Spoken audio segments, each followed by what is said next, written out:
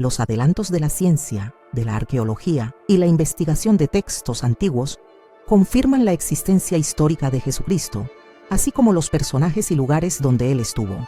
En una ocasión, Jesús llegó a preguntar a sus discípulos qué pensaba la gente de Él.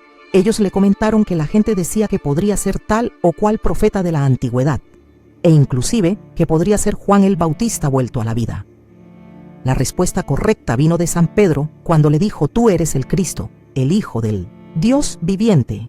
Las opiniones y las teorías sobre su persona siguieron después de su muerte hasta nuestros días.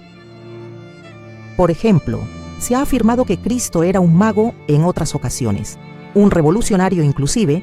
Más de una vez se postuló que Jesús nunca existió, que la mayoría de los lugares, personajes y eventos del Nuevo Testamento fueron inventados. Sin embargo, la ciencia está permitiendo esclarecer la historicidad de Jesucristo. En los últimos años se ha podido constatar la existencia de muchas de las personas que figuran en los evangelios y de manera especial los relacionados con la pasión. También se han podido identificar como históricas las poblaciones, sinagogas y otros sitios donde estuvo Jesús.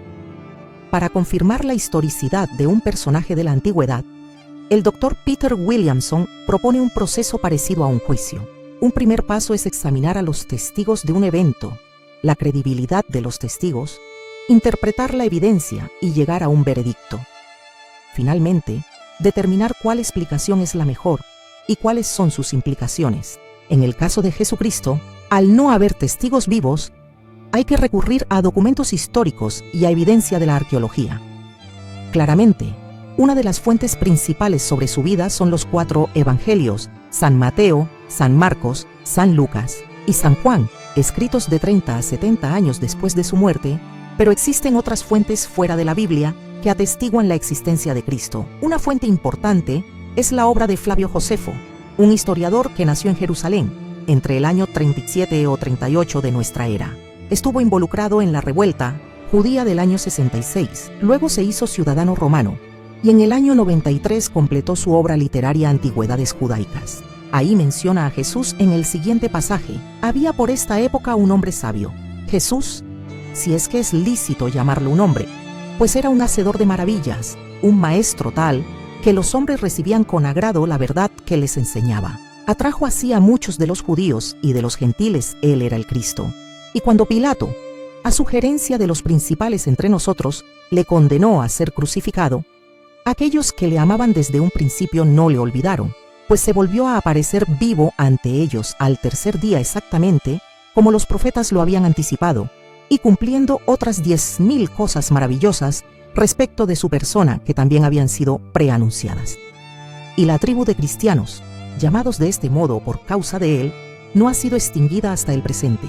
Por otro lado, el historiador romano Tácito 56 a 118 menciona a Cristo en sus anales, escritos hacia el año 116 al hablar sobre Nerón y el incendio de Roma en el año 64.